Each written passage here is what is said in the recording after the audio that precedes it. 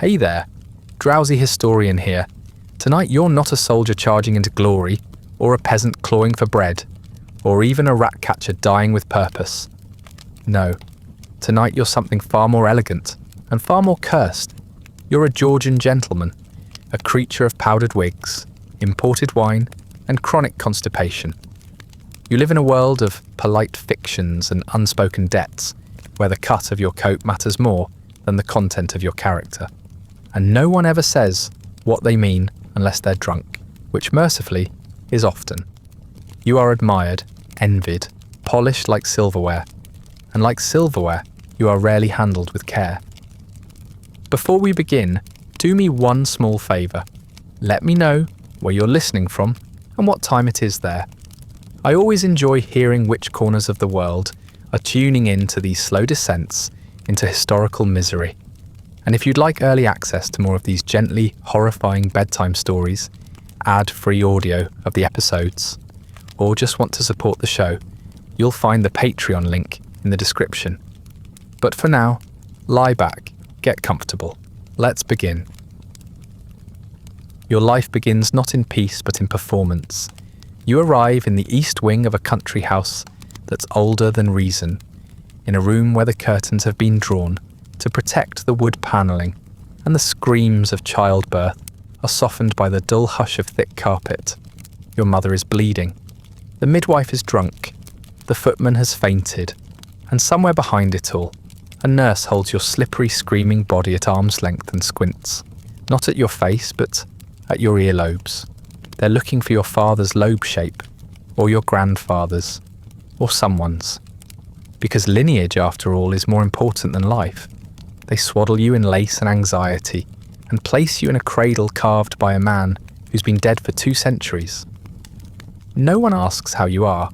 They ask whether the child is sturdy, whether his head is symmetrical, whether the estate can now be considered safe from cousins, with claims and names ending in Roman numerals. Your mother is wheeled away, pale as linen. She will not be asked about this again. She has done her part. It is time for you to do yours. Your name is chosen before your eyes open. It belongs to your great-uncle, who drank himself to death in a library chair, and to your grandfather, who owned half of Kent and all of 3 legitimate emotions. You inherit their titles, their debt, and their moles. You are christened in the drawing room, beneath a chandelier no one remembers how to clean, with holy water that smells faintly of brandy. The priest mumbles a blessing. The guests murmur approval, and someone behind you is already placing bets on how long you'll last. Most of them lose. For the first weeks of your life, you are not held, you are examined, fed, yes, changed eventually, burped if the nurse remembers. But affection is not part of the regimen. It encourages softness. It invites sentiment. And sentiment, as everyone knows, is the ruin of gentlemen. Instead, you're subjected to early tests of character. Colic, cradle cap, a nurse with violent sneezes, and a governess who believes infants benefit from harsh lighting. You fail all of them in turn. By the time you're 6 months old, your mother has been repainted and paraded at supper. Your father has resumed pretending you were the product of divine intervention, and the household has settled into a routine that includes you, as one might include a particularly demanding houseplant. You are fussed over in public, whispered about in private, and entirely invisible in moments that matter. You are seen, but never truly looked at. The wet nurse, a woman whose name you will never learn, becomes your closest point of contact with the living world. She smells of onions and vinegar, and something that might be despair. She sings off key. Her hands are rough. Her eyes do not shine when they meet yours, but they meet them all the same. That alone makes her more present than anyone else. When she disappears one morning, dismissed for a reason no one will explain, you cry for an hour. Then the new one arrives and the crying stops. Permanence is not something you're taught to expect. Your early toys are not toys, they are heirlooms. You are given a rattle inlaid with ivory, but warned not to drop it.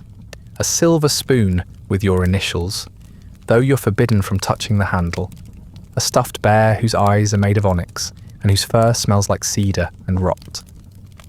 Every item you possess is a symbol, not a comfort. Your first lesson in property is this: nothing that belongs to you is truly yours. Illness visits often and stays just long enough to remind you that wealth cannot buy immunity, only better blankets. When you develop a fever, the physician arrives smelling of pipe smoke and expensive failure. He peers down your throat, declares your humours imbalanced, and prescribes goat milk boiled with rosemary. You vomit it on the governess's shoes. She reports this in the household log, beneath a column labelled Defiance. You are 9 months old. Walking is expected before you're ready. Talking is discouraged unless you're quoting scripture or classical poetry. When you fall, a maid picks you up. When you cry, she is scolded for spoiling you. Eventually, she stops picking you up. You learn to cry silently, which is praised as maturity. Your first birthday is celebrated with cake you can't eat, guests you don't know, and a wax dummy of yourself placed at the centre of the table. An artistic commission meant to impress visiting cousins. You're allowed to observe your own likeness from a high chair, while the adults sip punch and remark how cleverly the cheeks have been rendered. No one looks at your actual cheeks. They are chapped. Speech arrives slowly, not because your mind is dull, but because you have already learned there is no reward in being heard. When you say your first word, cold, the nurse mistakes it for coal and spends the next week ensuring the fireplace is restocked. You try again. Hungry. This is taken as a general infant complaint, not a statement of need. Eventually, you speak less. The staff rotates constantly. Nannies age out of patience. Tutors leave for better houses. Nurses are dismissed for reasons that vary between whispered scandals and mismatched philosophies on digestion. You remain a small fixture with large eyes, watching everyone around you change, while you stay exactly where you are. In theory, you are the centre of this household. In practice, you orbit it, important but unreachable. Like a cursed star, no one wants to get too close to. At 2 years old, you're introduced to sitting still. It is a concept rather than a request. You're placed in stiff clothing, positioned in front of the family's lesser artist. The better one is busy painting a cousin with stronger prospects. And told to remain motionless while he sketches your proportions. You sneeze halfway through. The canvas is discarded. You are scolded for weakness and sent to bed without jam. Discipline begins early. Not the loud kind, no one strikes a gentleman's son, at least not where it leaves marks, but the colder, slower sort. A loss of privileges, a withholding of praise. A quiet stare from your father that seems to suggest you've let down the entire line of succession by refusing to wear your shoes without crying. You internalize the lesson quickly. Suffering is to be done silently, preferably behind a locked nursery door. You are dressed in miniature versions of adult clothes, breeches with buttons you can't fasten, waistcoats with embroidery too fine for your fingers. Your hair is combed until your scalp stings. Your face scrubbed with vinegar water to give it a healthy glow. The nurse says you look like a cherub. The cook says you look like a taxidermied rat in Sunday clothes. You have no opinion, because no one has ever asked for it. By the time you're 3, you've learned which footsteps mean comfort and which mean correction. You know that your mother smells like lavender and distance, that your father's laughter stops the moment you enter the room, and that the drawing room is not for children unless guests ask to see you, at which point you're paraded in like a particularly well-bred dog and told to recite something clever, then vanish before you breathe too loudly. You do this well, too well. And the servants, the servants, they know your schedule better than your parents do. They know which cries mean hunger and which mean fear. They know you hate the tickle of powdered wigs and love the sound of horses outside your window. They know when you fake a cough to avoid chapel and when you're truly ill. They know these things because they have to, but they do not love you for it. They already resent you, and they are not wrong to do so. You don't remember the moment your childhood ends. It doesn't arrive with ceremony, just a new set of clothes and a quiet discussion you're not invited to overhear. No one tells you what to expect, only that it's time. Time to become something respectable, something proper, something you're not ready for. Boarding school. You're 7 now. Your hair is shorn, your back is straightened, and your tears are not welcome. The night before you depart, your mother dabs at your face with a handkerchief and tells you to be brave, which is code for don't embarrass her. Your father does not speak. He hands you a book on Cicero, bound in leather and disinterest. You have no say in the matter. Your trunk is already packed, your name inked into your collars, and your destination fixed. St. Alderwine's College for the moulding of young gentlemen. You are not being sent to learn. You are being sent to harden. The carriage ride is long and silent, except for the rattle of wheels and the occasional clearing of your tutor's throat. An older man who smells of boiled wool and indifference. You try to ask how long it will take. He ignores you. You try again, softer. He looks out the window. Conversation, you're beginning to realise, is a privilege for adults and a punishment for boys who initiate it. You pass hedgerows, frozen ponds, villages with crooked chimneys, all of them blurring into a grey smear as the sun dips lower. When you arrive at the gates, the sky is the colour of bruised pewter, and your stomach is quietly folding in on itself. The building looks less like a school and more like a prison that once tried to disguise itself with ivy. It is large and stony and unapologetically grim. No lamps glow in the windows. No friendly hand reaches out to greet you. Just a bell that clangs once long and low, and a porter who smells faintly of pipe ash and shoe polish. He takes your trunk without a word. You are led through a corridor that smells of mould and discipline, past portraits of headmasters who appear to have died mid-sneer. A boy your age bumps into you in the hall. He doesn't apologise. He doesn't look up. He just keeps walking, shoulders hunched, collar too tight. You are introduced to your housemaster, a man with teeth too perfect to trust and a cane he carries like a handshake. He tells you that boys who speak out of turn are silenced, that idleness is wickedness, that St. Alderwine's has no room for weakness. He says this while stirring a fire with one hand and checking your height with the other. You're taller than most boys your age. This is noted with a nod that does not seem like praise. You will be punished proportionately. Your dormitory smells of damp wool and unwashed feet. 6 beds, 1 stove, 2 windows that never quite close. The floorboards creak like they're trying to warn you. The blankets are coarse, the sheets colder than the stones outside, and someone has carved a crude skull into the bedpost beside yours. Your roommates do not introduce themselves. They glance at you, assess your shoes, and return to silently eating grey porridge from dented bowls. You ask where the washroom is. A boy points vaguely down a corridor. Another mutters, "You'll learn," and that is the closest thing to a welcome you will receive. Mornings begin before dawn with a bell that clangs like judgment. You rise in the dark, dress by feel, and shuffle in stiff shoes toward the chapel. There, beneath a ceiling flaking with mildew, you recite prayers you barely understand, while the headmaster stares into the middle distance, looking disappointed in a God he personally trained to expect better. After chapel comes breakfast, lukewarm porridge, bread with more crust than centre, and a jug of milk that's always one breath away from turning. You learn not to complain. Complaints are noted. Notes become punishments. The kitchen staff watches you eat like they're memorising who will grow up to be cruelest.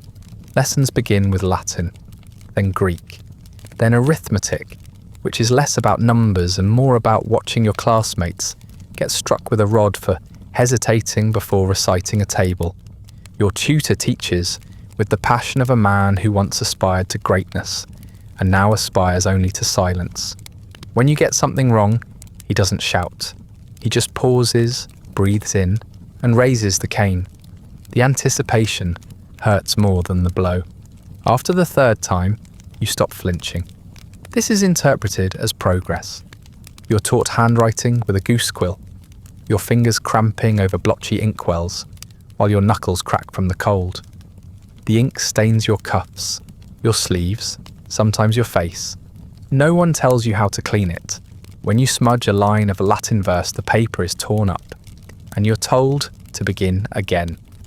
Your hands tremble. That is also noted. At night, you soak your fingers in cold water and pretend the sting means you are improving. Outside, the yard is a smear of frost and mud. You're encouraged to play for vigour, which means pelting each other with stones wrapped in rags while the older boys take turns tripping the younger ones. You learn quickly to stay on your feet and keep your mouth shut. The boy who limps back to the dormitory is laughed at. The boy who complains to a master is beaten twice, once by the authority and once by everyone else for breaking the code of silence. There is no justice here, only tradition. Punishments vary. A missed lesson earns lines by candlelight until your vision blurs. A forgotten prayer means kneeling on stone floors until your knees feel filled with splinters. Talking back gets you the cane. Talking too little earns you suspicion. You once hear a boy scream behind the storeroom door. No one flinches. The next morning, he returns with a black eye and a smile so wide it can't be real. He's promoted to chapel reader the following week. Meals are not for nourishment, they are for order. You sit in silence, fork in right hand, knife in left, eyes on the table. You chew when permitted, you swallow without sound. When a boy coughs too loudly, the headmaster pauses, frowns, and has him removed. He returns 3 days later, thinner, quieter, and with a bandage on one hand. The story goes he spilled gravy on a prefect's coat. No one asks if it's true. The truth here is flexible. The rules are not. At night, the dormitory is filled with whispers and bruises. You hear boys cry into pillows and pretend not to. Sometimes they speak in code, fragments of home, of sisters, of warm bread and real soap. Sometimes they speak of running away, but never out loud. That would require hope, and hope is thinner here than the gruel. You stay awake longer than you should, heart racing at shadows, stomach gnawing at itself. The stove gives up around midnight. Your feet go numb. Eventually, you sleep, face pressed to a pillow that smells faintly of someone else's fear. Letters home are dictated. You are told what to say, that you are thriving, that the masters are kind, that you are grateful. You write these things with stiff fingers and a lie clenched behind your teeth. Your mother replies once, a note folded in lavender-scented paper that says she is so pleased to hear of your moral formation. Your father does not write. Instead, he sends a copy of On the Sublimity of Discipline by a man who once flogged a child to death and was buried with honours. You read the dedication twice. It is to the young men of England. You try not to be sick. You become harder, not stronger, just less easily broken. Your shoulders stay stiff even when it aches. Your hands blister, then callous. You learn the art of biting the inside of your cheek when insulted and the science of smiling without warmth. You never cry where anyone can see. When you pray, it is no longer to be rescued, it is to endure.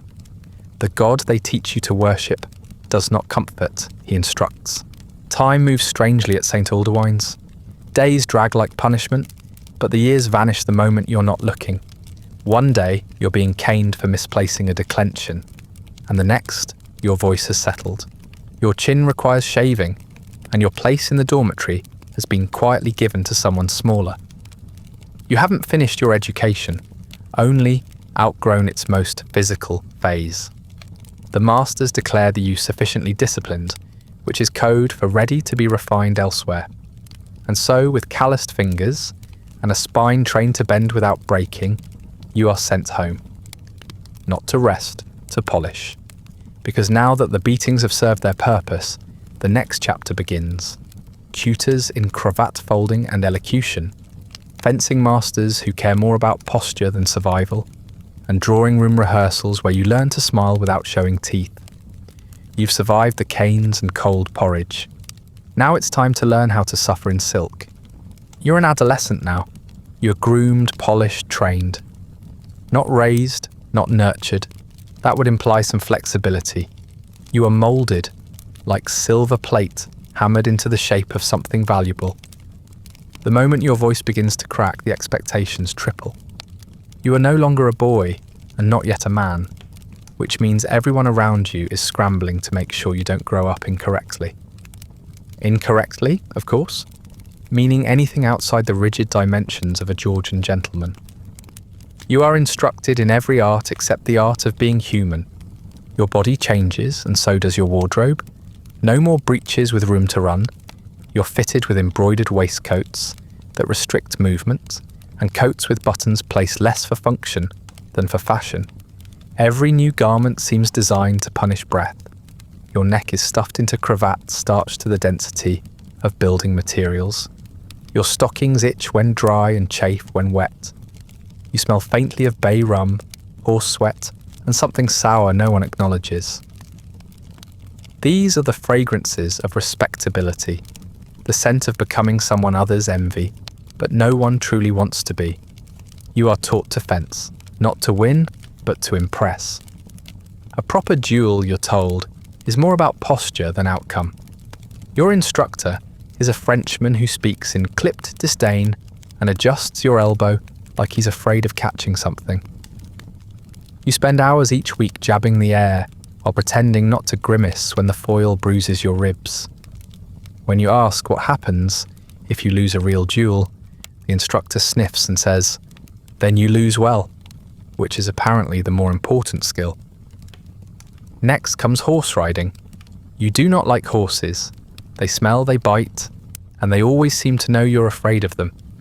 But fear is unacceptable, so you mount with shaking knees and force your posture into something that approximates grace.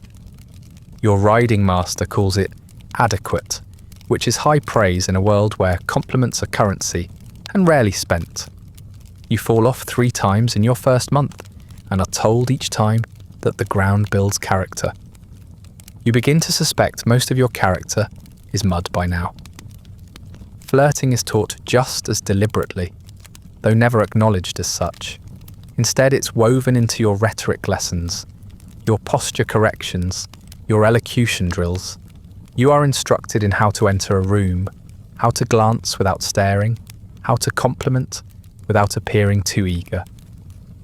You are told never to touch a woman's arm unless she is your wife or dying. Even then, only with a gloved hand. The boundaries are murky, but the consequences of misstepping are clear. You don't know how to talk to women, but you know how to perform talking to women, which is often enough. Around servants, you're expected to be firm but polite. Around tradesmen, polite but disinterested. Around beggars, invisible. You learn to speak in codes, small nods, clipped phrases, a glance here, a clearing of the throat there. You become fluent in the art of saying absolutely nothing in the most elaborate way possible. "I'll consider it" means no. "Quite so" means yes. "Indeed" means "I wasn't listening." "Fascinating" means "I'd rather be dead than continue this conversation." You use all of them daily and wonder if anyone means anything at all. Dinners become tests of posture and composure. Fork in the left hand, knife in the right, unless you're drinking, in which case the wine glass becomes a temporary lifeline.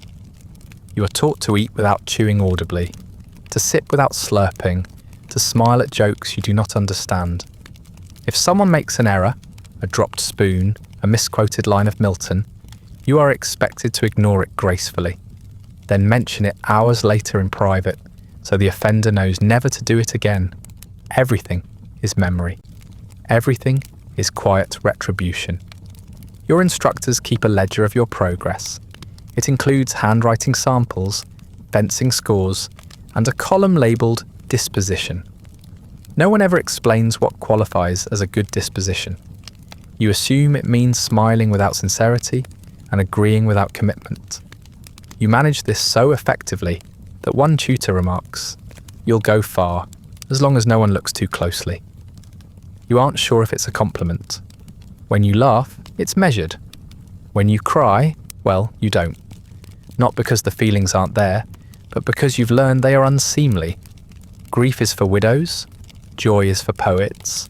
You are neither. You are a young man of means, which means your internal life must remain internal, preferably sealed behind a smile and a well-rehearsed anecdote.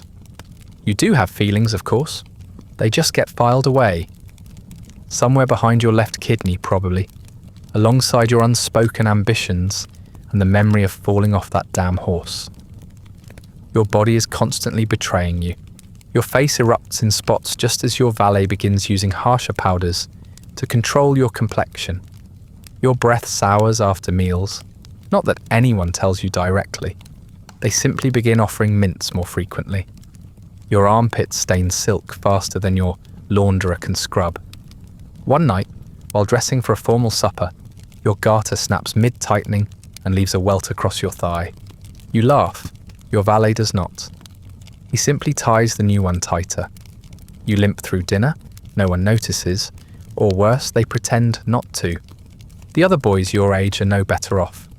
You all exist in a kind of shared purgatory, trained to compete for favour without acknowledging the competition. You talk of fencing scores and horse breeds and inheritance projections as if they matter more than sleep or peace or sanity. You rank each other silently, whose cufflinks are real gold, whose father is in Parliament, who has a sister worth mentioning. You are friendly. You are cordial. You are not friends. You cannot afford to be. Romantic entanglements are discussed only in euphemism. One boy claims to have kissed a barmaid behind a stable. Another swears he received a letter with a pressed flower inside.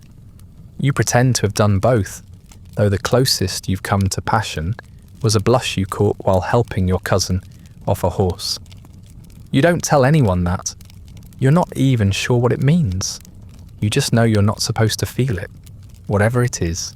The pressure mounts as your birthday approaches, not because anyone cares about your cake preferences, but because turning 18 marks your formal entrance into society.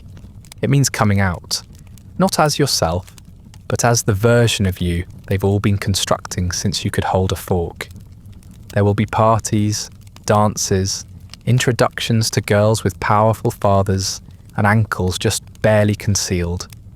You're expected to flirt, flatter, and possibly propose. The idea of it makes your stomach seize, but you nod when they mention it. You always nod. It's what you've been taught. There is one lesson no one offers, but you learn it anyway. You are not allowed to say no. Not to your tailor, not to your tutor, not to the girl you're expected to favour, not even to the brandy pressed into your hand at supper by a man who wants something you'll never fully understand. You're a gentleman, which means you're a composite of other people's expectations, draped in brocade. If you remove the costume, there's nothing underneath but a silence you don't have the words to fill. So you smile, you bow, you raise your glass and quote Horace, you ride when they say ride, you duel when insulted, you flirt when watched, you stand when spoken to. You have done everything asked of you, and they are so terribly proud you're 18. You know how to duel, flirt and recite Horace, but you don't know how to say no. You are free, which is to say, unsupervised and ruinously expensive. Officially, you're now a man. You have your own rooms, your own tailor, your own calling cards, and, crucially, your own account. Which is to say, a direct and increasingly dangerous relationship with several men who have memorized your signature, but none of your excuses. You have left the world of tutors and Latin declensions behind, and entered the glittering purgatory of the young Georgian bachelor. It is not adulthood. It is an audition, one you cannot afford to fail and cannot afford to finance. The city, your new home in spirit if not on paper, is a blur of candles, cologne and noise. There are parties every night and reasons to regret them every morning. Salons packed with bored aristocrats discussing poetry they haven't read. Card tables where fortunes are lost between sips of watered-down brandy.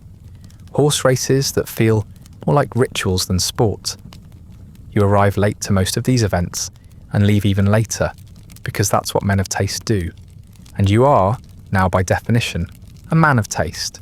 Even if your boots pinch and your shirt cuffs are fraying in places, you hope no one will notice. Your companions are other young men in similar states of overdress and underfunding. You all orbit the same expensive distractions, pretending not to notice that your fathers have stopped returning letters and your tailors have started asking about arrangements.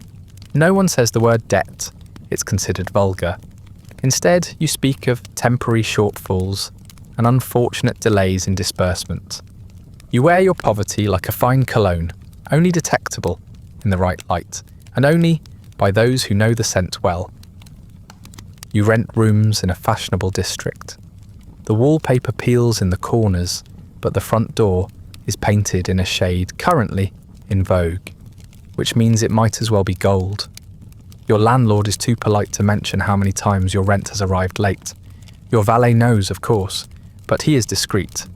You suspect he's seen worse, possibly even lived worse. He sometimes presses your shirts with a little more sympathy than necessary, which tells you he knows precisely how many of your garments you can no longer afford to replace. Days begin around noon, when the light is bearable and the hangover has dulled to a background ache. You eat whatever's closest, usually bread with something pickled and regrettable, and dress with the help of your increasingly judgmental valet. Afternoons are spent in clubs or on horseback, depending on the weather and how recently you've lied about your riding skills. Evenings are devoted to salons, suppers, and whispered invitations that begin with candlelight and end in secrets.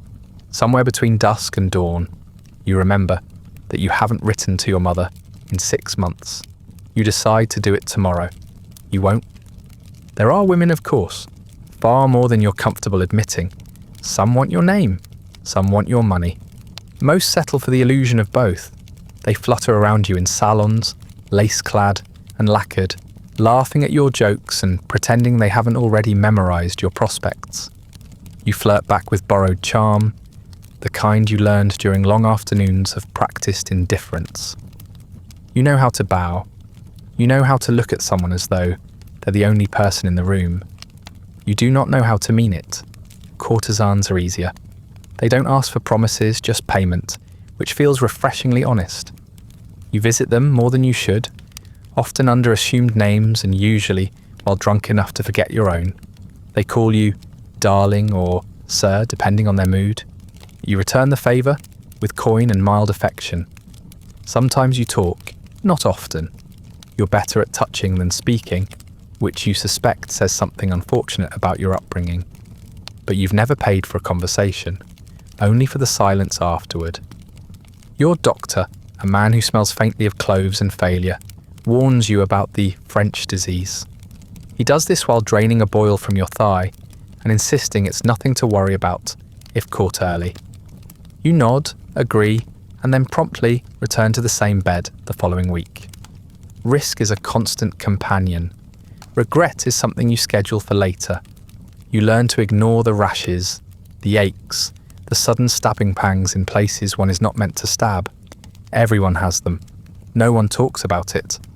Gambling becomes a habit, not because you enjoy it, but because it's one of the few places left where your luck might turn without effort. You lose often and win occasionally, which is somehow worse. The brief thrill of a full purse only makes the next loss more painful. You develop a system that doesn't work and revise it weekly. Each revision is worse than the last.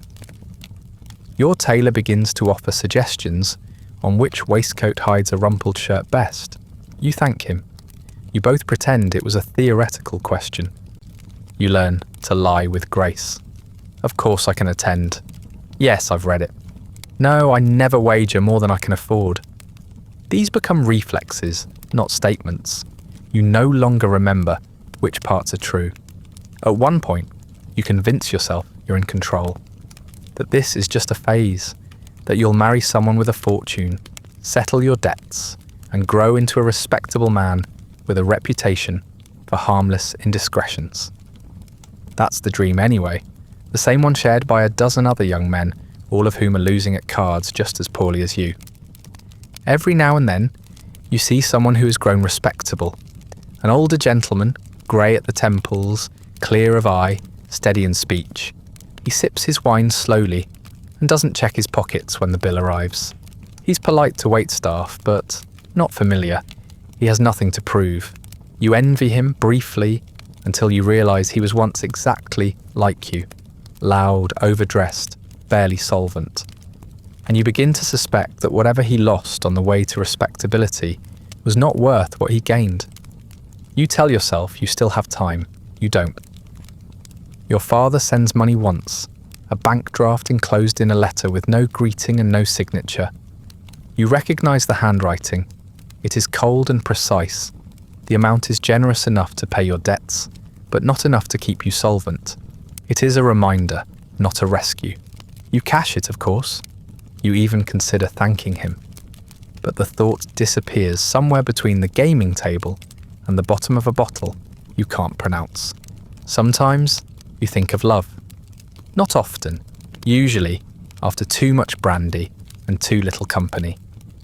You picture a simpler life, one without invitations or interest rates, or silk shirts that smell faintly of mildew. You imagine waking up next to someone who knows your name and still chooses to stay. The fantasy doesn't last. You're not sure it ever belonged to you in the first place. It feels like something you inherited, along with the furniture and the receding hairline. You keep a notebook beside your bed, meant for poetry or prayers or whatever clever thought you once imagined you'd have late at night. It remains mostly empty, save for a few lines you barely remember writing. One reads, "Borrowed charm, borrowed coat, borrowed time." You stare at it some mornings and wonder whether it was meant as a joke or a warning. And still, you continue, because continuing is what you were taught. You attend the dinners, you pay the debts with money you don't have, you seduce women whose names you forget before dawn, you drink, you smile, you nod at the right moments, you do not change, you perform, and one night, like so many before, you fall asleep in a silk shirt you can't afford, next to a woman who doesn't know your real name, dreaming of a life you pretend is already yours. You wake one morning, not much older, but somehow significantly more exhausted. The scent of perfume clings faintly to the pillow beside you, though the woman herself is long gone, or perhaps still asleep facing the other direction, pretending to have already risen.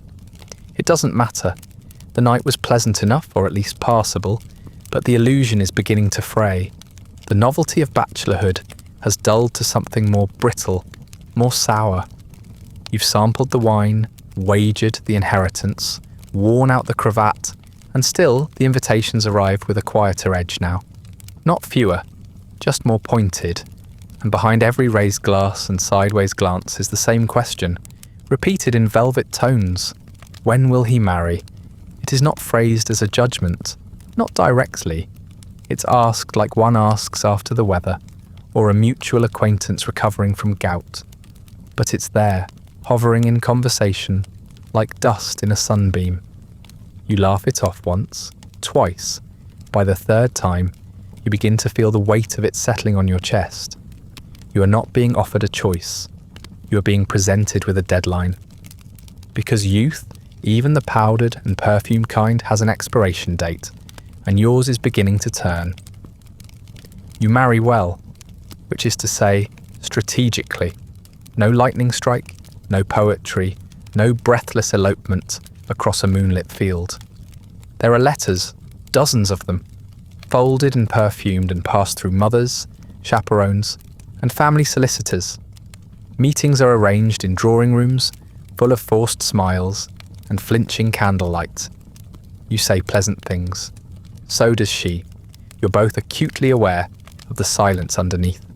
The first time you touch her hand, it's during a quadrille. Her glove is cold and perfectly fitted. Her expression does not change. That is how you know she was raised properly.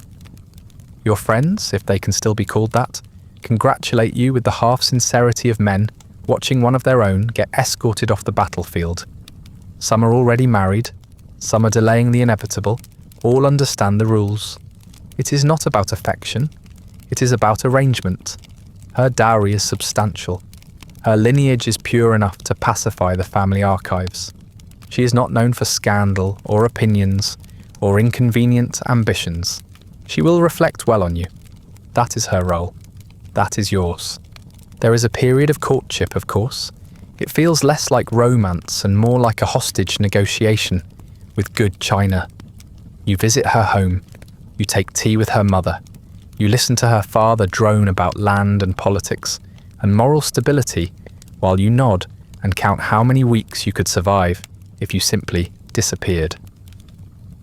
You exchange letters that say nothing in particular, only that you're thinking of her, that you admired her gown, that her piano playing haunts you, in the flattering way, of course.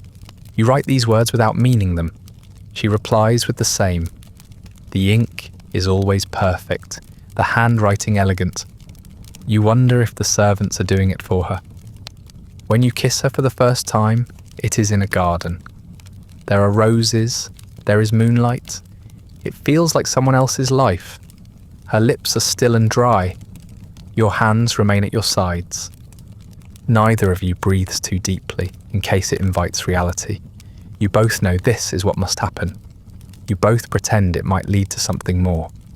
Later, you drink until you forget how long her eyes stayed open while you did it. The engagement is announced in the paper. There is a small portrait sketch that looks vaguely like you, if you squint and imagine you've never had a sleepless night in your life. Guests send notes. Your mother weeps politely. Your father says good and nothing more. She receives new dresses, new gloves, new responsibilities. You receive a warning from your banker and a list of venues that are not entirely humiliating given your financial state. The wedding is planned in meticulous, breathless detail. You attend none of the planning sessions. No one asks you to.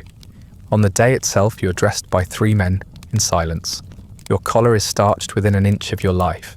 Your waistcoat is too tight, but it looks expensive. You are given a ring that belonged to someone you never met. You are told it is a symbol of commitment. You suspect it is a symbol of recycling. At the church, the candles are already lit.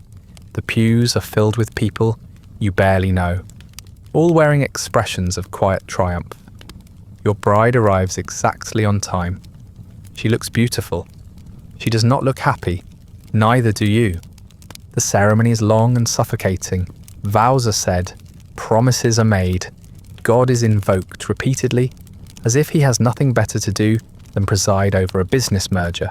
When it is time to kiss her, you do. Briefly, politely, the crowd exhales in unison. The music swells. The carriage is waiting. You step into it side by side. 2 mannequins draped in white and obligation, heading toward a future that's already been planned to death. The reception is lavish, though none of it is paid for yet. There is food you don't touch, wine you don't taste, and music you pretend to enjoy. You deliver a toast that begins with a joke and ends with a quotation. It receives a smattering of applause. She smiles beside you. You do not speak the rest of the evening. Guests circulate. Your mother looks pleased, and your father looks mildly surprised. Your aunt pulls you aside and whispers, "You've done well." You're unsure whether she means financially or facially.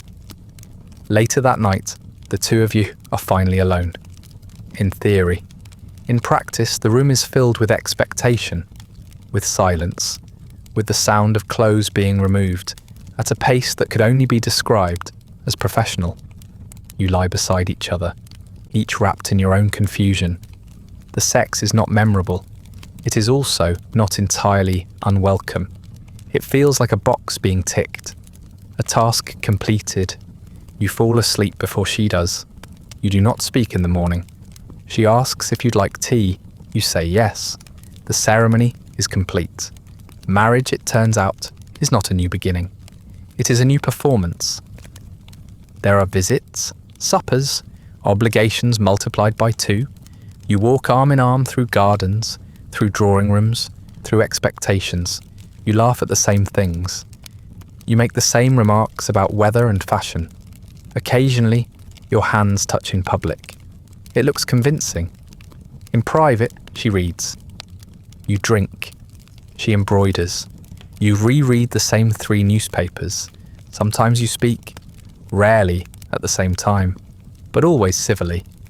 You develop a routine, separate rooms, shared servants, notes left on trays, conversations reduced to practicalities, menus, seating charts, reminders of birthdays you do not care about. You avoid scandal. You avoid each other. People call you a fine couple. They point to your restraint as evidence of deep respect. You smile at the irony. She does too. There is, you come to realize, a strange kind of peace in mutual disinterest. You do not love her, she does not love you, but you both love the absence of drama, the predictability, the way everything moves forward like a well-oiled mechanism. You imagine that one day, perhaps, this quiet civility might grow into something resembling affection, or, at the very least, tolerance. You think that would be enough.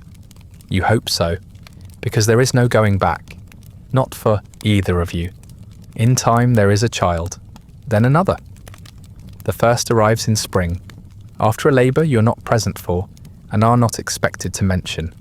You are told it went well, which is to say, your wife survived, and the midwife didn't faint.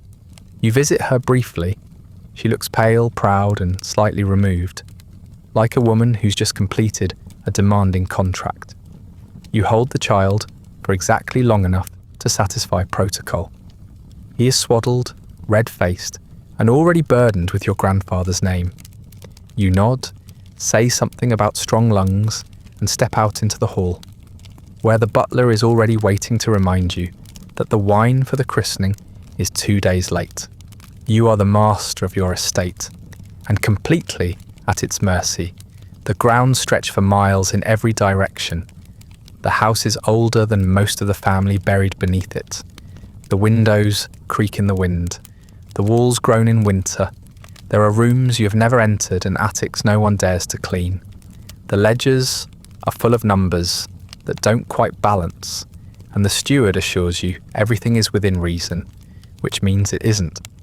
You sign the papers anyway. You were trained in Latin, not accounting. The servants run the household. You preside over it like a particularly decorative gargoyle. They know when to light the fires, when to air the linens, when to open the shutters, and when to close them again. They wake you with tea. They dress you with quiet precision. They restock your writing desk with fresh ink and gently nudge the laudanum bottle closer when the headaches return. You don't remember telling them where you keep it. You never needed to. They already knew. You hear your children at work occasionally. From the far end of the hall, their governess reports their progress in tidy little notes left by your breakfast plate. Your wife says they're healthy. You assume she's right. Your valet is discreet to a fault. He speaks only when necessary and appears only when summoned, except, of course, when you need him without realising it, which is most of the time. He shaves you with the care of a man chiselling a fragile statue. He mends your gloves before you notice they've frayed. When you wake after a particularly poor night, he does not ask questions. He simply adjusts your collar to hide the sweat stains and selects a cravat that draws the eye away from your bloodshot eyes. You never ask his opinion. You rely on it constantly. The butler controls the rhythm of the house. His footsteps signal meal times. His cough determines the tempo of dinner service. The maids move in his wake like shadows. The cook listens for the tone of his voice to gauge whether tonight's supper will be served with wine or with apologies. You're fairly certain he knows everything that happens in the house, often before it happens. You suspect he could blackmail every person under your roof with only the contents of his mental notebook. You smile at him. He bows. You both pretend this is mutual respect, not mutual surveillance. Your wife maintains her own staff, separate from yours. Her maid is young and watchful. Her secretary takes dictation with such speed that it makes you uncomfortable. Her cook prepares small, artful meals that never quite fill a plate. You dine together often enough to maintain appearances, but rarely enough to keep peace. The conversations are shallow by design. The silence between you is polite, but increasingly permanent. You exchange notes more often than words. Sometimes they're folded into one another's breakfast trays. Occasionally, they are forgotten. You don't think she notices. You're not entirely sure you do either. Every hallway has ears. Every door has a draft. You learn to speak in euphemisms, not out of delicacy, but survival. A touch of fatigue means 3 days in bed with a bottle. A disagreement about priorities means she stopped speaking to you altogether. A minor issue with the grounds means the roof is leaking again and there's no money to fix it. No one in the house ever tells you anything directly. They simply move objects slightly out of place and wait for you to notice. There is a constant, subtle performance. Everything must appear serene, orderly, dignified. Guests are greeted at exactly the right distance from the front door. Linens are scented with lavender and changed before anyone sees a crease. The silver is polished twice as often as it needs to be. Not because anyone will inspect it, but because someone might. Meals are timed like military campaigns. Fires are laid so perfectly, you sometimes forget they don't light themselves. You do not ask how many people it takes to make the house feel this still. You know the answer would make you uncomfortable. Gossip moves faster than fire. The servants never speak of you in front of you, of course. That would be unseemly. But you hear the echoes of their conversations in the careful pauses, in the way your valet avoids your gaze after a bad night, in the way the housekeeper glances at the laudanum bottle as she dusts. You once overheard a stable boy refer to you as his ghost ship. The nickname stung more than it should have. You laughed anyway. It was admittedly accurate. You throw the occasional dinner party, as expected. The guest list is curated to maintain status and avoid controversy. Your butler manages the seating plan better than any diplomat could. Your wife selects the wine. You deliver a toast with enough charm to be admired and enough restraint to avoid suspicion. Afterward, guests praise the roast and compliment the drapes. No one mentions the damp patch behind the library door. That's what rugs are for. The conversation is shallow and musical. Laughter flickers like candlelight. You speak well. You drink carefully. You lie constantly. There are moments, rare but real, when the mask slips. A night when you drink too much and forget to close the study door. A morning when you rise too early and wander the halls barefoot, disoriented, looking for a letter you never sent. A hand that trembles as you pass your teacup to the footman. A silence too long between pleasantries. These moments are noted but not mentioned. They do not gossip about you openly. They simply tighten the routines, adjust the tone, add an extra candle to the breakfast tray. You appreciate it. You also resent it. You begin to disappear into your own home. You walk through rooms as if visiting. You sit in chairs that never feel like yours. You speak to your reflection more often than to your wife. The servants begin to resemble furniture, always present, always silent, always watching. You wonder if they speak about you at night. Not cruelly, just accurately. You hope they don't pity you. You can tolerate mockery, but pity would be unbearable. Sometimes you remember being a boy in a house like this, watching your father from a distance, wondering what thoughts lived behind his glassy eyes and polished shoes. You remember thinking that mastery must feel powerful, that adulthood meant control. And now here you are, in his place, standing in the same rooms, speaking the same phrases, wearing the same carefully measured face. You wonder if he ever cried behind the wine cellar door. You wonder if the butler ever bowed just a little too slowly afterward. The truth is, you're not in charge. Not really. You are the central character In a play, everyone else is working tirelessly to keep running. They manage your schedule, your presentation, your moods. They know when to disappear and when to reappear with tea. You own the land, yes, but your valet knows where you keep the laudanum. He knows how often you reach for it. He knows you switch hands when you drink, because the tremor is stronger on the right. And so the days pass in muffled ritual. You nod to your wife at breakfast. She nods back. You walk the halls with your hands behind your back, like you were taught. You sign letters without reading them. You approve budgets you don't understand. You thank the cook for meals you don't taste. You host guests you don't remember inviting. You wake up tired and go to bed exhausted. Somewhere in between, you cry once, quietly, behind the wine cellar door, just for a moment when no one is looking. Then you nod to your butler, and he bows. You both pretend he didn't see you crying.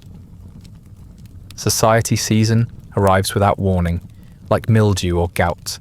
You do not look forward to it, you endure it. Invitations multiply on the hall table, thick with seals and flourishes, as though the sheer weight of their paper could justify their content. Some are from people you remember, some are from people you've never met. All of them require the same things: your presence, your pleasantness, and your passive consent to be seen and scrutinized like a freshly polished vase. You oblige, you always do. That is, after all, what you are trained for. You dress, you attend, you speak, you regret. These are the 4 steps of every evening now, as sacred and exhausting as any religious ritual. Your valet lays out your best coat. You nod. He straightens your cravat. You do not thank him anymore, not out of cruelty, but fatigue. You step into the carriage with your wife, each of you looking immaculate and detached. The ride is silent, save for the occasional clearing of your throat or the quiet creak of leather gloves being adjusted. She carries a fan. You carry a flask. Neither of you asks what the other is thinking. The drawing rooms you enter are variations on a theme. Gilt mirrors, tightly arranged furniture, desperate flower arrangements, and the low murmur of a dozen people all pretending not to be watching each other. You circulate through the room like smoke. You speak in practiced tones. How charming. Quite so. Indeed, I had heard as much. You sip warm sherry. You accept sandwiches you do not eat. You admire gowns and ask after health and suppress yawns behind embroidered handkerchiefs. The goal is not conversation. It is choreography. Every event blurs into the next. A salon on Wednesday, a dance on Friday, a club meeting where men with flushed faces argue about trade tariffs they do not understand. You attend a musical evening hosted by a woman who owns 3 harps but cannot play any of them. You sit through a poetry reading where the words mean less than the pauses between them. You nod at a man who once threatened to sue you over a game of whist. He nods back. You are all terribly civilized. The food is never as good as it looks. The cucumber sandwiches are always a few hours past their prime. The aspic is sculpted but suspect. Someone serves oysters in July, and no one is brave enough to protest. You chew carefully and drink faster. The wine is warm. The punch is suspicious. The brandy is just tolerable enough to be dangerous. You try not to calculate how much these evenings cost, not just in coin, but in dignity. The heat is unbearable. The powder behind your ears begins to cake before the second dance. Your wig itches like penance. The air is thick with perfume, cologne, and whatever illness is currently fashionable to ignore. A gentleman faints during a minuet. He is revived with a whisper of scandal and a glass of water no one else dares to drink. You once caught a fever from one of these events. You didn't leave your bed for a week. No one noticed until you missed 2 suppers in a row. You grow adept at the half smile, the chin nod, the meaningful but non-committal You learn to ask questions you don't want answered. How is your mother? How fares the countryside? Do you still ride? It doesn't matter if you remember who they are. The rhythm is the same. They respond. You respond. Neither of you feels anything but relief when the exchange ends. It is like fencing with dulled swords. No blood, no purpose, but still exhausting. Your wife is better at this than you. She smiles easily. She knows which compliments sting beneath the sugar. She converses with other women like a swan drifting across a lake. Elegant, silent, and impossible to catch. You admire her in a way that feels more like envy. She knows how to survive here. You only know how to remain upright. When you meet eyes across a crowded room, there is no message in her expression. Just a flicker of shared weariness quickly tucked away. There are always new names to learn and old names to avoid. The widow who asked too many questions. The cousin with the inheritance dispute. The man who insulted your waistcoat in 91 and has never been forgiven. Though the slight was so minor, you can no longer recall it without effort. You know which people to greet, which ones to ignore, and which ones to congratulate no matter the occasion. Someone always has a new horse. Someone else always has a new mistress. You pretend to care. They pretend to believe you. The clubs are no better. You sit in high-backed chairs beside men who discuss fox hunting and colonial prospects as if either is within reach. The cigars are stale, the card games rigged, the politics whispered in tones just loud enough to avoid plausible deniability. You attend these meetings because not attending them would be noticed. You sip your brandy and nod at the appropriate words. Commerce, virtue, tradition. No one mentions the debts, or the despair, or the quiet toll this performance takes. That would be vulgar. There are moments when the room sways a little too much, when your coat feels like armour, when the voice in your head, usually silent, usually sedated, asks what any of this is for. You ignore it. You are trained to. You are not raised to seek meaning. You are raised to be admired. You are not taught to ask questions. You are taught to be the answer, a walking solution to social discomfort, a charming fixture in the room, a gentleman in the most unfortunate sense of the word. You begin to dread the sound of laughter, not because you dislike it, but because it always feels just slightly out of reach. The jokes are rehearsed, the joy is manufactured. Someone compliments the pianist who is clearly terrible. Someone else agrees with the host's opinion on Italian opera, even though it directly contradicts what he said last week. Everyone is lying. Not maliciously, just habitually. You realise slowly that no one here is speaking honestly, including you. Sometimes, just to feel something, you say something a little too blunt. You admit you haven't read the book. You confess that the wine tastes like vinegar. You suggest with a smile that the portrait above the mantel looks like it's trying to leave the room. People laugh. You are forgiven. You're charming after all. It's what you're for. The joke lands. The conversation continues. The moment fades. You go home late, as always. Your wife doesn't ask how it went. You don't offer. You undress in silence. The valet folds your coat. You try to remember who you spoke to, who you impressed, who you may have accidentally insulted. You fail. You remember the sandwiches were limp. You remember the wine was warm. You remember that your left shoe pinched all evening and no one told you. You remember standing in the corner of the room for 20 minutes, smiling like a statue while others laughed around you. You try not to notice your body falling apart. It's impolite to acknowledge it, especially in company. But eventually, even the best tailored coat can't disguise the fact that something is wrong. Or rather, everything is. The pain starts quietly. A stiffness in the knees, a burn behind the eyes, a dull ache in your back that refuses to leave, no matter how many hot cloths your valet applies. You chalk it up to age, though you're not particularly old. Just tired in too many places for too many reasons. Something hurts, everything hurts, it always has. You begin to limp slightly, then more obviously. You sit with a wince that feels unbecoming of a man your age, especially one who isn't a soldier. Your joints crack audibly during supper. A rash develops behind your ear that refuses to fade, despite every herbal salve the housekeeper has hidden in your shaving kit. Your teeth throb in the cold, your stomach churns at the smell of eggs. You wake in the night to the sensation of your heart fluttering, then halting, then stuttering back to life like a nervous horse. Your wife says nothing, but begins to sit a little farther from you at dinner. Eventually, someone suggests you call the doctor. It may have been your valet, or your steward, or the butler, casually, while refilling the wine. You pretend you hadn't considered it. You have. You've just been delaying the inevitable.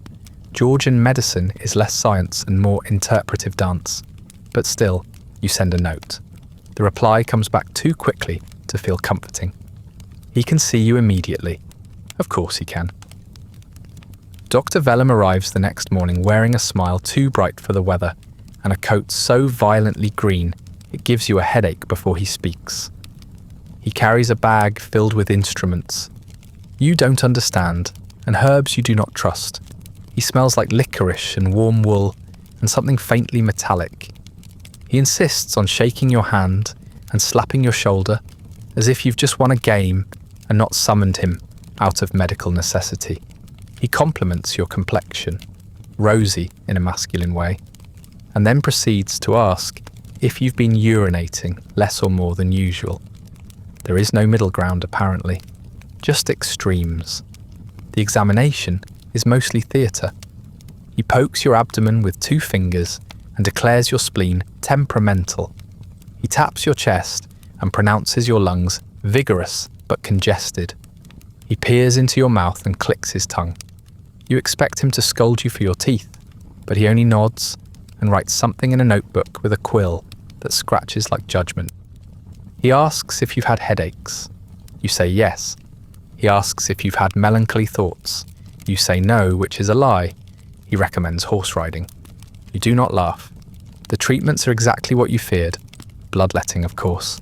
The cornerstone of any respectable Georgian disaster. He produces a lancet from a velvet pouch as though he's offering a rare jewel, then cuts a neat line into your arm and watches the blood flow like a man admiring his own vineyard. You grow dizzy within minutes.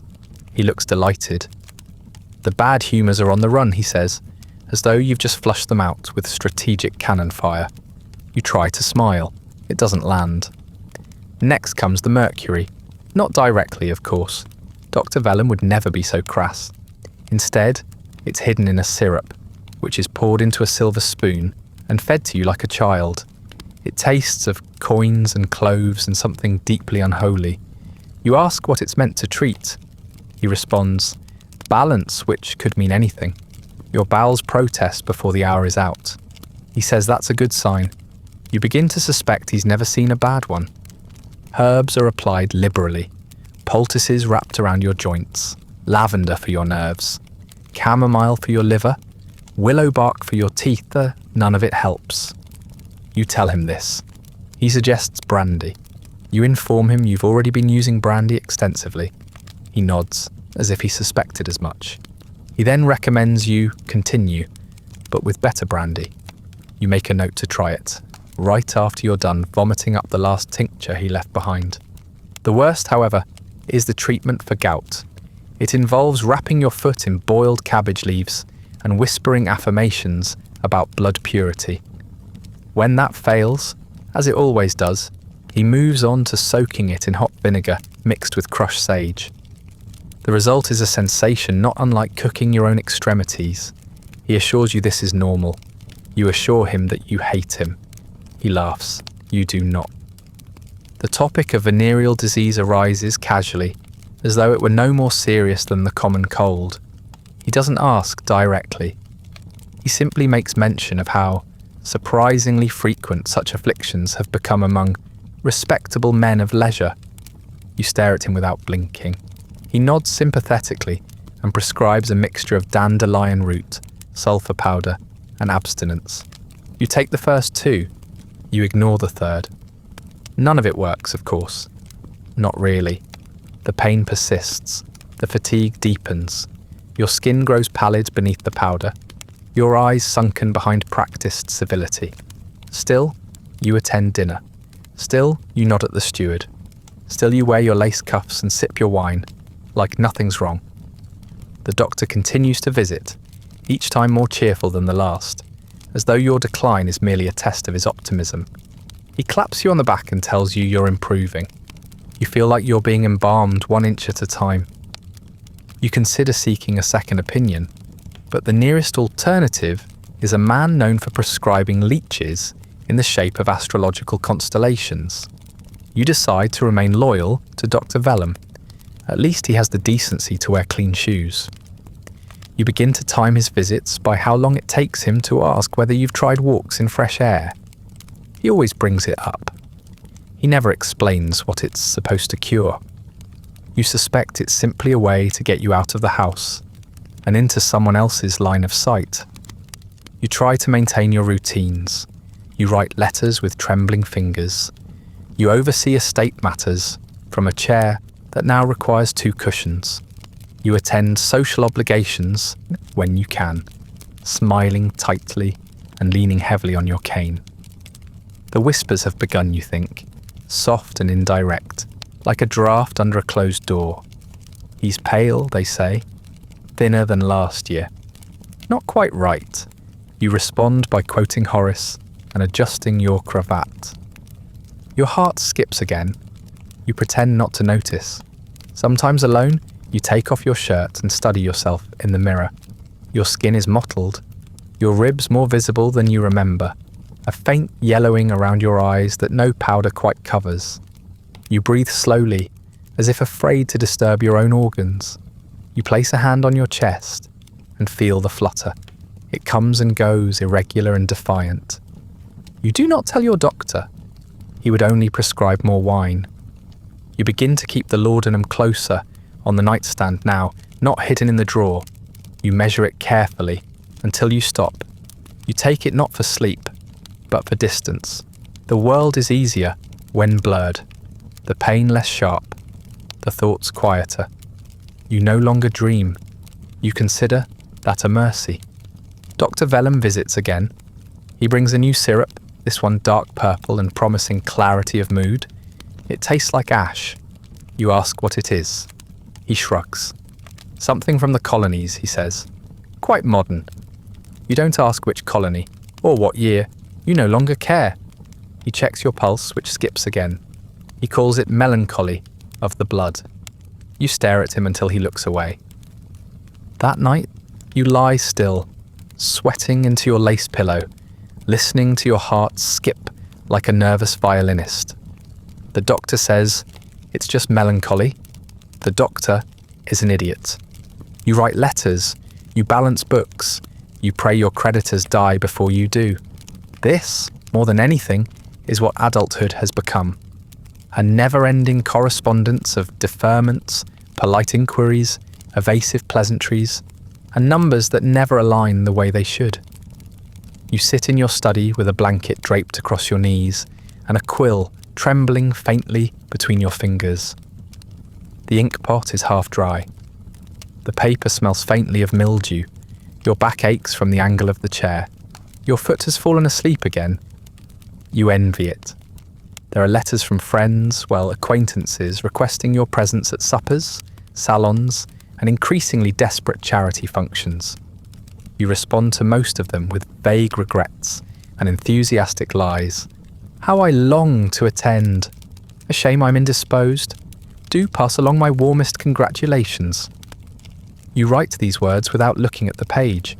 They have become muscle memory, like breathing or apologising for things that are not your fault. There are letters from the bank, thicker now, printed with names you recognise from the margins of your ledgers. You do not open them right away. Instead, you place them in a neat stack to the left of your inkstand, pretending that proximity counts as responsibility. Eventually, you slit one open with your ivory-handled knife and skim the contents. More reminders, more balances due, more phrasing like final notice that never seems to be quite final. You consider writing back, then realise you've already written the same apology 3 times this month. You place it back in the stack. The ledgers are worse. They stare up at you with a cold, mathematical, indifference that makes the doctor seem sympathetic by comparison.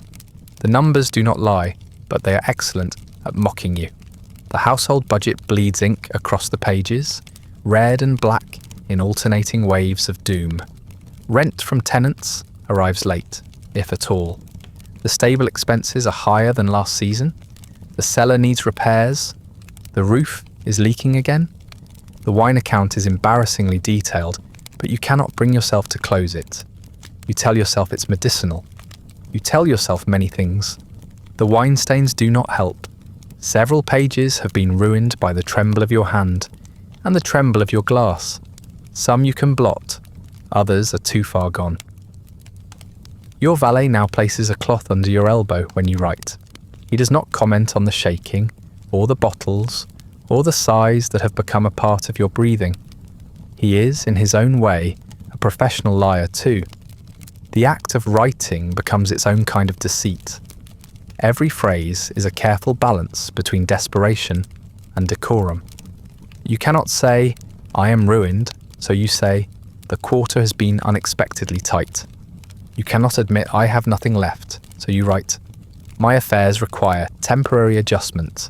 You cannot beg, not outright, but you can suggest, gently, that a loan would not be misplaced, nor unrewarded, nor unspoken of again.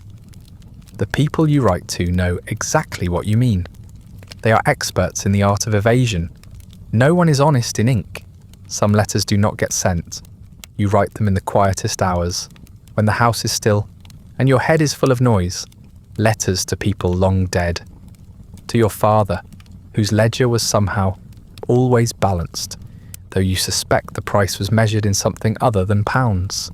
To a woman you once meant to marry, long before your name became a cautionary tale. To no one in particular, just to write something that doesn't end in an apology. These letters are folded, sealed, and placed in the drawer beside your bed. You never reread them. The quill grows lighter in your hand as the hours pass, not because the work is easier, but because your fingers are slowly numbing. Your thumb cramps, your wrist clicks, you swap hands and try again. The wax seals begin to pile up on the blotter, each one stamped with your family crest, so noble, so ancient, so deeply irrelevant. You wonder if the wax costs more than the letters are worth. You wonder if your seal still impresses anyone. You wonder if it ever did. There is always more to write. Notices to tenants, apologies to tailors, inquiries to suppliers, notes to cousins who pretend not to remember your name when it appears in print beside the word arrears. You try to maintain a tone of good humour. You sign off with warmest regards and in continued friendship, even when you suspect the recipient would sooner see your name in the obituaries than the invitations. You once tried ending a letter with simply, "Sincerely." It felt like a confession. Even the act of folding has become ritualistic. The precise creases, the sealing wax warmed over the stub of a candle, the careful stamping, timed just before the wax hardens into finality. You perform each movement as though it might summon better news from the ink. It never does. Still you write, you fold, you seal, you wait for replies that arrive late, or not at all, or come back with nothing but a vague promise of review or consideration. You pin them to the corner of your desk and tell yourself it's not the worst thing you've read today. Your steward visits once a week with questions he already knows the answers to. Can we delay the payment to the miller? Can we sell another section of the orchard? Can we quietly dismiss the groundsman without causing scandal? You nod. You nod again. You sign the papers. He thanks you with the practiced relief of a man who has survived another round of someone else's storm. You offer him brandy. He declines. He always declines. You think sometimes about disappearing, not permanently, just long enough to reset the balances. A trip abroad, a health retreat, something distant and vague, like the letters you send. You imagine yourself in Italy, drinking better wine and forgetting the language of debt. But even the fantasy has expenses, and the reality is that your passport hasn't been touched in a decade, and the only thing in your travel trunk is mould. You close the ledger, you open another. The numbers never quite add up. The estate yields less each year. The bills grow larger. Your name is no longer one that inspires trust. You are seen not as a gentleman of means, but as a man clinging to the last shreds of a reputation embroidered on someone else's success. And yet, the letters continue, because silence would be worse. Silence would be an admission. Silence would be surrender. You finish the latest letter to your tailor with your usual closing line. I thank you for your continued patience. The ink blots slightly as your hand shakes. You stare at the words for a long time before sealing it. You're not sure if he'll believe it. You're not sure if you do. He stitched 3 of your coats without payment. You owe him 6 months' wages. You seal the letter to your tailor, asking for more time. You end it with, yours with gratitude. You owe him 6 months' wages. One day, you gather your family. You commission a portrait. You pretend. The idea is suggested at a supper where everyone is too tired to object. It's been years since the last proper likeness. You tell yourself it's a tradition, that it will secure your legacy, that it's the least you can do for posterity. But in truth, it's something simpler, something smaller. You are desperate to freeze a version of your life that at least looks intact, even if it never actually was. The painter arrives 3 weeks later with a wagon full of oils, brushes, and compliments. He is neither young nor old, with a face that has seen too many dining rooms and not enough daylight. He wears the clothes of a man who spends more time around canvases than people, and speaks in phrases designed to flatter. A fine estate, he says. A noble face, he says. You nod and show him the room where it will be done. The parlour is large enough, the curtains heavy, the light flattering enough after midday. He approves, of course. He always would. Your wife takes charge of the arrangements. She selects everyone's clothes with quiet precision. Your eldest son is made to wear a jacket he's outgrown. Shoulders tight, collar wilting. Your middle child is told not to fidget. Your youngest is bribed with sweets. You yourself are squeezed into your best coat, the one with the silver buttons that catch the light just enough to suggest financial stability. It no longer fits properly. You do not mention this, no one does. The painter arrives with his easel, his brushes, and his soothing voice. The family is assembled like a display, and the performance begins. The sitting is long, too long. The children grow restless before the first sketch is done. Your wife remains perfectly still, her gaze set just slightly above the painter's head, as though imagining something more tolerable. You sit at her side with your hand gently resting on her wrist, not out of affection, but because it photographs better than nothing. No one speaks unless prompted. When the painter tries to make conversation, your children look to their mother for permission to answer. She gives none. The silence is thick with dust and resignation. You attempt to smile, but not too broadly. You're told a gentleman's expression must be neutral, assured, composed, vaguely thoughtful. You aim for contemplative and land somewhere closer to mildly unwell. The painter seems pleased anyway. Yes, hold that, he says. You do. Your arm begins to ache. Your youngest coughs. Your eldest stares out the window like he's planning an escape. The dog, which was added for warmth, falls asleep halfway through and snores audibly. You're told not to move. You want to scream. Between sessions, the painter adjusts the lighting and flatters your wife's complexion. He insists your eldest will one day command a room. He says your daughter has a fine stillness, which sounds less like a compliment and more like a comment on taxidermy. You nod and offer him more tea. He accepts with both hands and sips like it's an honour. You watch him quietly, wondering how many families he's watched like this, still on the outside, decaying on the inside, smiling for an audience that doesn't exist. The children hate the process. They complain of heat, of boredom, of stiff collars and heavy shoes. You remind them that this is important, that this is how families are remembered. They do not understand. They ask how long it will take. You tell them it's nearly done. It is not.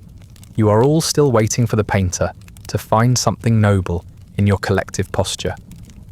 You do not say this aloud. You are already struggling to keep your jaw relaxed. You begin to wonder what this painting will truly show. Not your real expression, certainly. Not the awkwardness between your children, or the quiet distance in your wife's gaze.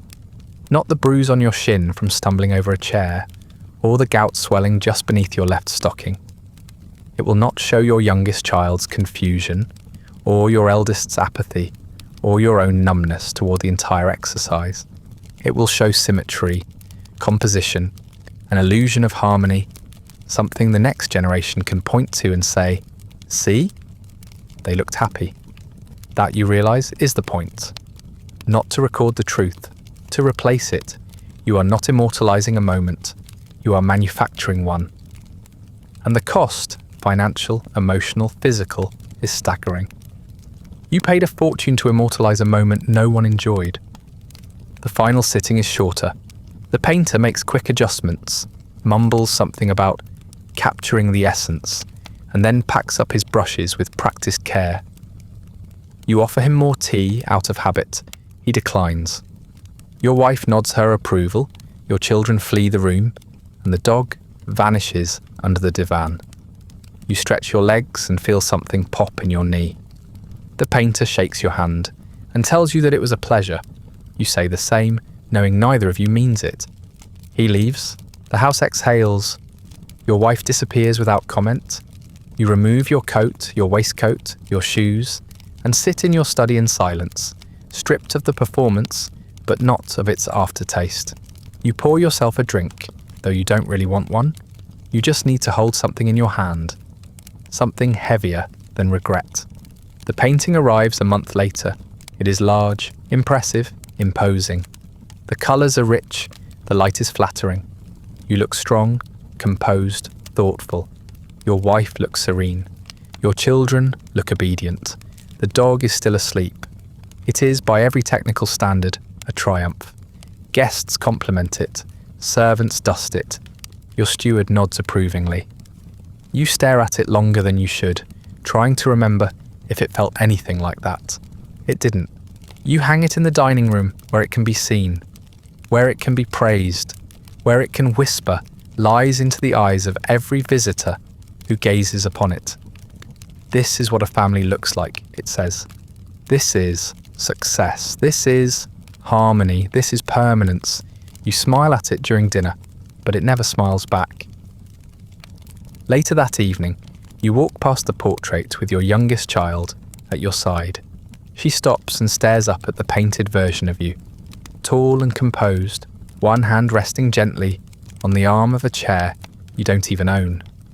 She tilts her head, squints slightly, then turns to you with a frown. "Who's that?" You smile politely.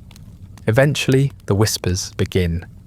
You hear them, floating at the edge of drawing rooms, murmuring through corridors, tucked between the compliments. They're never spoken directly to you. Of course not. That would require honesty. Instead, they emerge as questions too faint to answer. Is he quite well? I heard the estate's not what it used to be. Such a shame, really. He always dressed so nicely.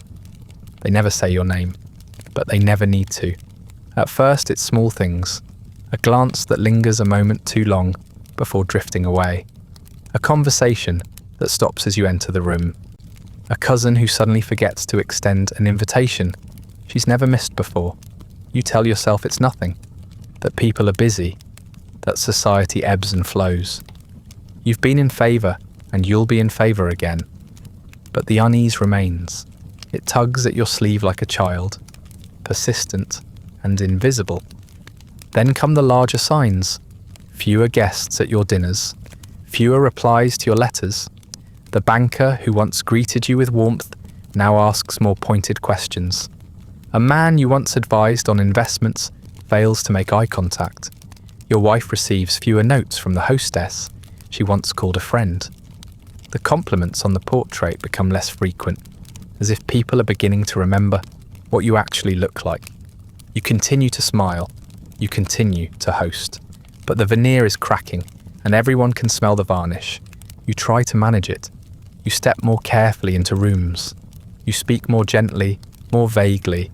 You avoid opinions. You quote poets with more gravitas.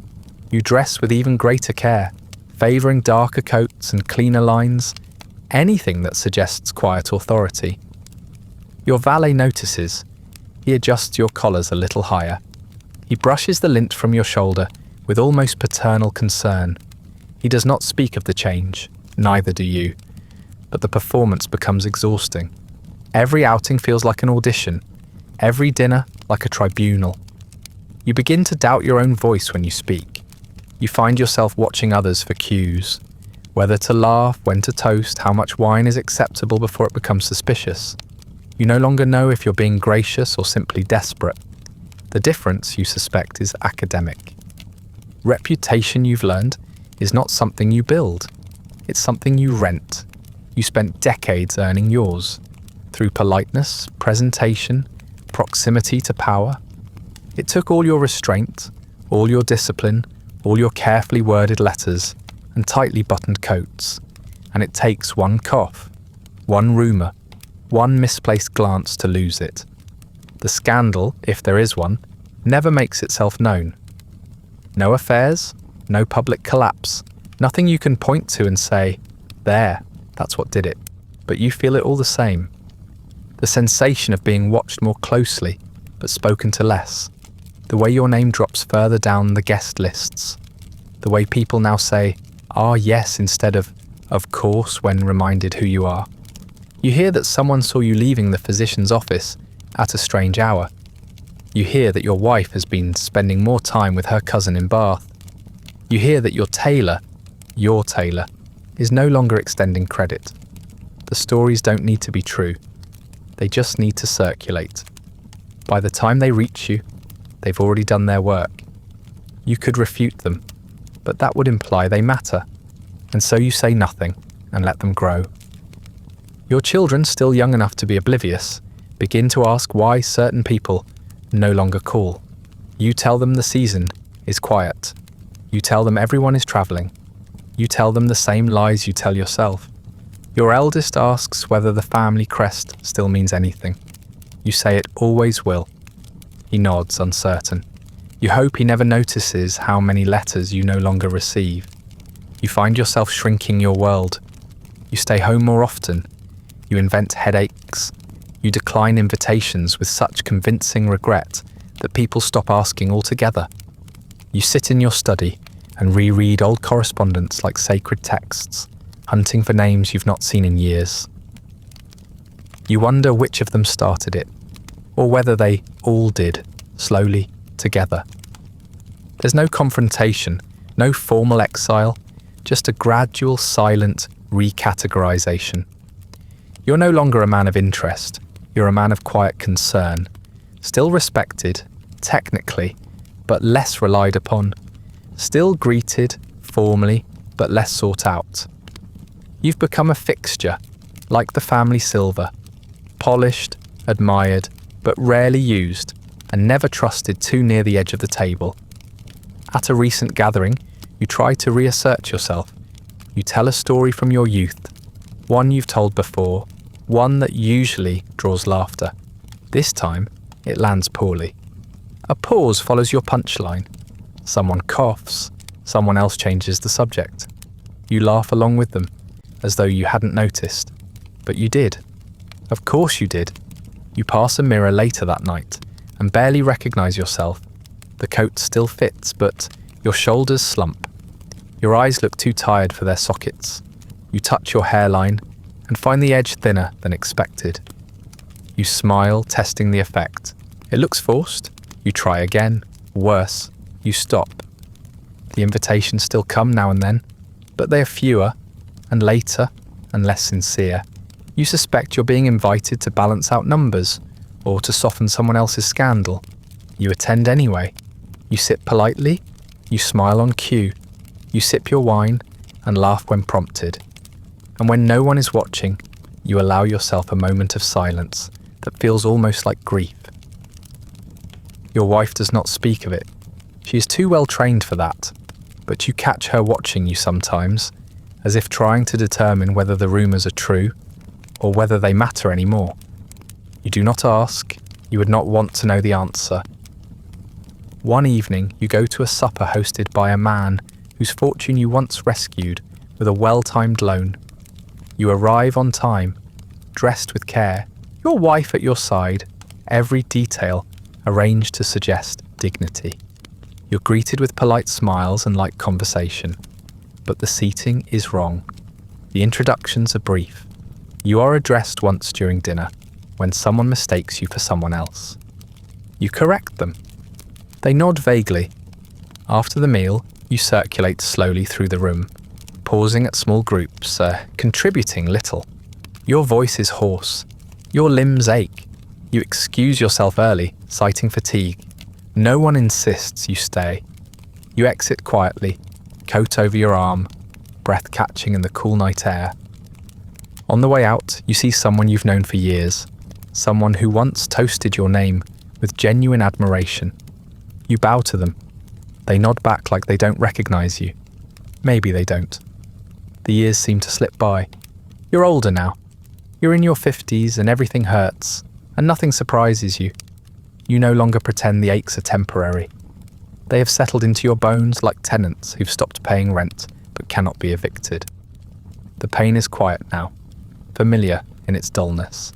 Your knees crack in the morning. Your shoulders pull oddly when you turn too quickly.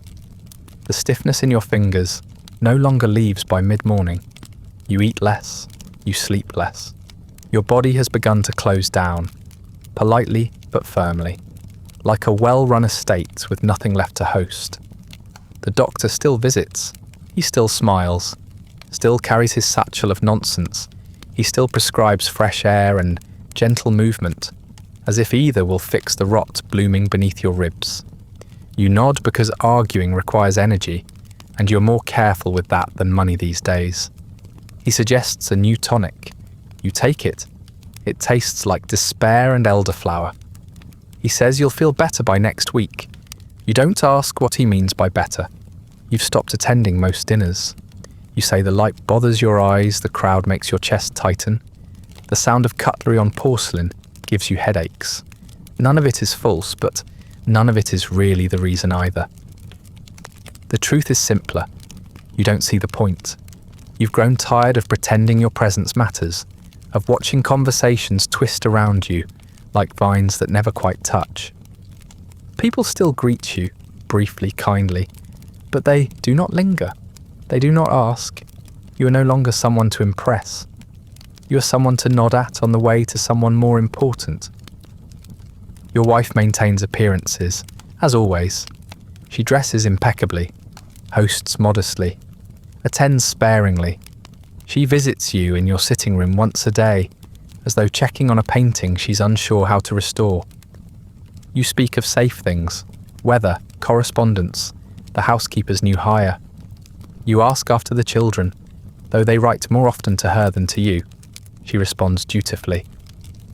There is no warmth, but no anger either, just a mutual understanding that the emotional ledger has long since closed. The children have grown. They visit less often. Your eldest now has children of his own, and a sense of duty that does not extend as far as proximity. Your second writes letters full of polite distance. Your youngest, the one who once asked who you were, has taken to signing her name with just an initial. You keep their letters in a drawer beside your bed. You reread them more than you'd admit. Not for the words, but for the handwriting, proof that someone remembers to include you, even if only by obligation. You spend most days in the library not reading, but watching the light move across the carpet. The same books you once pretended to enjoy now feel too heavy. The dust on the shelves no longer bothers you. Sometimes you take one down just to remember what your hands used to be able to do. Your grip is weaker now. The pages tremble as you turn them. You get halfway through a paragraph and forget why you started. You set the book down. It stays there for days. Meals are small and quiet. You chew slowly, carefully, avoiding the teeth that ache and the ones already gone. The cook adjusts the textures without comment. Your valet now buttons your shirts and fastens your cuffs without waiting to be asked. You do not thank him. He does not need it. The rhythm is familiar, and that's all either of you require. You've stopped checking the ledgers. The steward handles them now. He brings updates once a month, standing stiffly in the doorway, reading from a list you never request. You nod. Sometimes you sign. Sometimes you don't. It makes no difference. The estate continues to function in the way that old things do, imperfectly, without urgency, and increasingly out of step with the world around it. Mornings are the hardest. You wake not because you're rested, but because sleep no longer holds you. The sheets are damp with sweat, or perhaps memory. Your hands are stiff. Your back is sore, and the taste of old blood sits just behind your teeth. You sit slowly, cautiously, like a man disarming his own body. You dress with assistance. You eat in silence. You walk the hallways not for exercise, but to remind yourself you still can. Sometimes, standing by the window, you catch sight of your reflection. It startles you, not because it's unfamiliar, but because it's too familiar. You look exactly as you feel, threadbare, faded, somehow transparent. Your cravat is always slightly askew now. Your cuffs are never quite clean. There is a smudge near your left eye that no amount of washing seems to erase. You wonder if it's a shadow or a warning. Either way, you stop looking. You write less. The ink blots more easily. The quill trembles in your grip. The letters come less frequently. Replies even less so. You start several drafts and finish none. Eventually, you stop pretending. The paper stays blank. The desk remains undisturbed. The correspondence you once clung to now feels like a joke played in longhand. You do not laugh. Your conversations with the staff grow shorter. Some of them have been with you for decades. Some you do not recognize. You nod. They nod. You thank them when you remember. They bow when they remember. There is no cruelty between you, but no warmth either. Just habit, wearing a uniform. You do not dream often anymore. When you do, the dreams are muted, not frightening, not joyful, just beige. You walk through familiar rooms without purpose. You hear voices you recognize but cannot answer. Sometimes you sit in a chair and watch your children play outside, though they're the same age they were 20 years ago. You wake with the weight of those dreams pressing down on your chest, as though something you once forgot to grieve is finally arriving. Your wife does not ask how you sleep. You do not ask how she feels. The last time you touched her hand was on a stairwell, by accident. It was cold and very still. She apologized. You said nothing. There was nothing to say.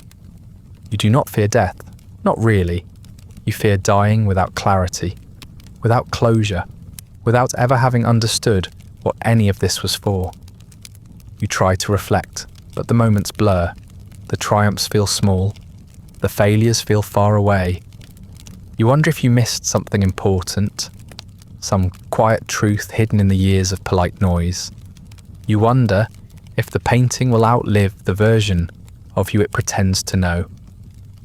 One evening, you sit by the fire, watching the coals dim, your hands folded in your lap. You feel the pain in your chest again, not sharp, not urgent, just familiar, a dull tap on a door you've long since stopped answering. You close your eyes and breathe carefully, not deeply, just enough to stay upright, just enough to stay here. You wonder sometimes what they'll say after you're gone. Not in the grand sense, not in marble or sermons or dedications etched beneath your family crest. Just in drawing rooms, at dinner tables, in the low hum of gossip that always circles back to the dead because they can't defend themselves. Will they say you were respectable, that you dressed well, nodded at the right moments and died with a clean collar? Will they remember the parties, the portraits, the way you always had a dry comment when the room grew too warm? Will they forget that you once wept into your shirt sleeves before a dinner party, wiped your face with rose water, and told the footman to bring more wine? You suspect you won't be remembered at all, not the real you, just the silhouette, powdered wig, tight smile, ledger always just a little too red. Perhaps your grandson will point to your portrait and say you were important. Perhaps your debts will be folded neatly into his. Perhaps your name will be engraved on a plaque no one reads, in a church no one attends, beneath a hymn no one sings. And maybe that's for the best. You've spent your entire life performing, applauded but not known, present but not quite alive. You inherited a house, a name, a burden, and you carried it all the way here, polished and exhausted. When the end comes, and it will, there won't be a scandal or a tragedy, just a quiet reshuffling, a new name on the account, a new man in the dining chair, someone younger, someone who still believes the performance matters. And you'll be a line in the family Bible, a signature in a ledger, a face in a painting someone eventually removes to make space for better light. You were never meant to be eternal, just well behaved. That brings us to the end of tonight's story, a life powdered, polished, and quietly worn down beneath the weight of expectation. If you'd like early access to more slow descents through history's quieter miseries, ad-free audio of the episodes, or just want to support the show, you'll find a link to the Patreon in the description. Feel free to like, subscribe, or leave a comment with other forgotten corners of history you'd like to see covered. If you're listening on a podcast app, a rating or review helps others find their way to these stories. And special thanks to the supporters who make this show possible, including our chroniclers, Andrew S., Amanda Lamke, and Rich Davis. Sleep well.